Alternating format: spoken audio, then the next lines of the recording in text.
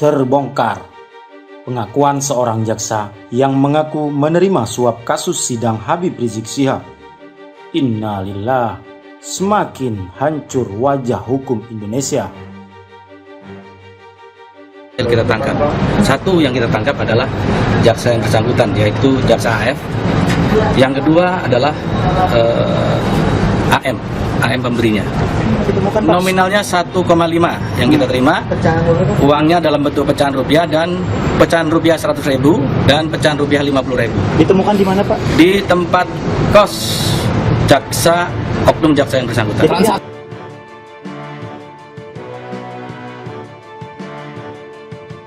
Alhamdulillah Selasa kemarin saya di Bareskrim. Di Bareskrim? Di Bareskrim, di ruangan, salah satu ruangan di lantai 4 di Bareskrim, mendamping Habib Rizik dari awal sel di B1 itu di bawah, kemudian dibawa ke atas ke lantai 4. Di situ ada ruang untuk sidang online ya, seperti itu disediakan gitu kan, untuk sidang online menurut pihak jaksa.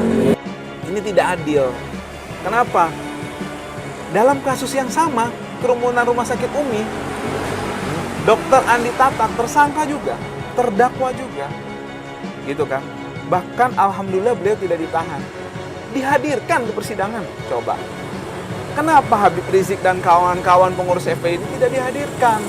Yang lebih konyol kalau alasannya prokes, pengacara banyak di situ dihadirkan, jaksa juga dihadirkan, hakim juga hadir, pengunjung juga boleh. Kok terdakwanya 7 orang nggak boleh datang?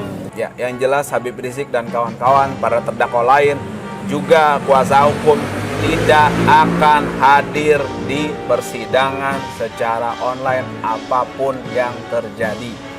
Itu biar sidang sama meja, sama kursi dan sama tembok, pihak-pihak itu mau putuskan, monggo silakan putuskan sesukanya, gitu kan, mau ngambil tindak sesukanya, gitu kan, udah vonis sesukanya aja, gitu kan. Jadi maksud saya nggak usah buang-buang energi. Kalau mau zolim, kalau mau nggak adil, sekalian jangan tanggung-tanggung gitu loh.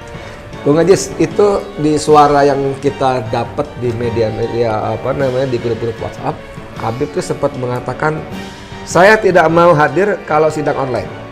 Saya hanya mau datang kalau sidang offline. Walaupun kalian tembak kepala saya. Itu sampai segitunya ya? Iya, itu di bawah ketika sudah sampai di ruang sel. Ya, tapi bocor kan suara kan? Ya, karena kan ada Zoom yang dipegang sama jaksa itu. Jadi saya lihat memang masih menyala. Itu yang sedikit juga membuat Habib Rizik marah sehingga terjadi sempat perebutan handphone. Habib Rizik ini marah karena yang pertama, keadilan, hak asasi manusia tidak ditegakkan, ya, tidak dilaksanakan. Kemudian equality before the law, termasuk tadi keadilan yang saya maksud, tidak juga diimplementasikan kepada kasus kerumunan Petamburan, kasus kerumunan Megamendung, kasus Rumah Sakit Umi. Seperti itu. Ya, jadi Habib Rizik ini marah dengan ketidakadilan, dengan kezoliman, seperti itu. Bukan marah karena beliau pribadi, gitu. Jadi beliau ini marah ketika kezoliman ini sudah terlampau masif, ya, keterlaluan, seperti itu kan, sehingga ini melukai rasa keadilan masyarakat dan umat Islam, terutama yang memang mendamba keadilan. Saya yakin siapapun akan terenyuh, akan kecewa, nuraninya akan terusik terkait keadilan tersebut.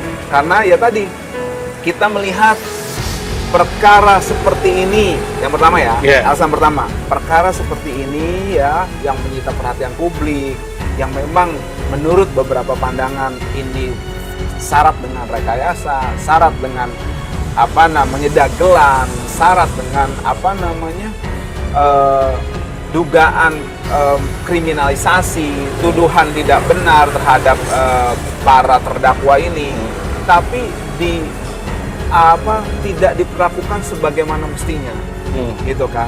Ini sorotan internasional, ya, sorotan nasional, tapi perlakuannya itu seperti ini, gitu loh. Pusat Berita kini kembali menghadirkan rangkaian informasi peristiwa nasional, politik, hukum, sosial, dan ekonomi. Tentunya dengan sumber berita yang aktual, faktual, dan independen. Terus dukung channel ini dengan mensubscribe, share, dan komen. Tonton video berikut hingga selesai agar tidak gagal paham dalam menanggapi opini dan fakta yang kami sajikan. Terima kasih.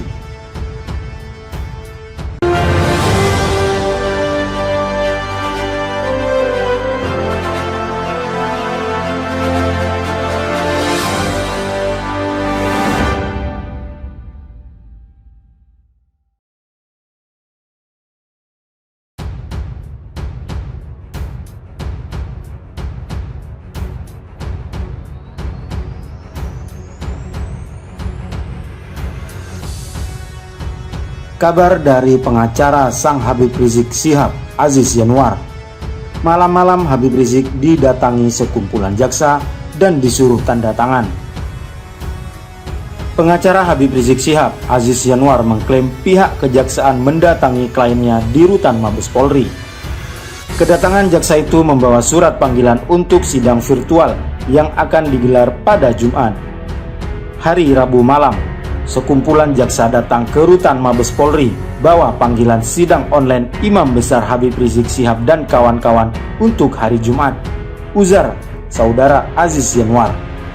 Namun kata Aziz, kliennya tetap menolak menandatangani surat panggilan tersebut. Pasalnya Habib Rizik dan klien lainnya tetap meminta sidang dakwaan digelar dengan tatap muka.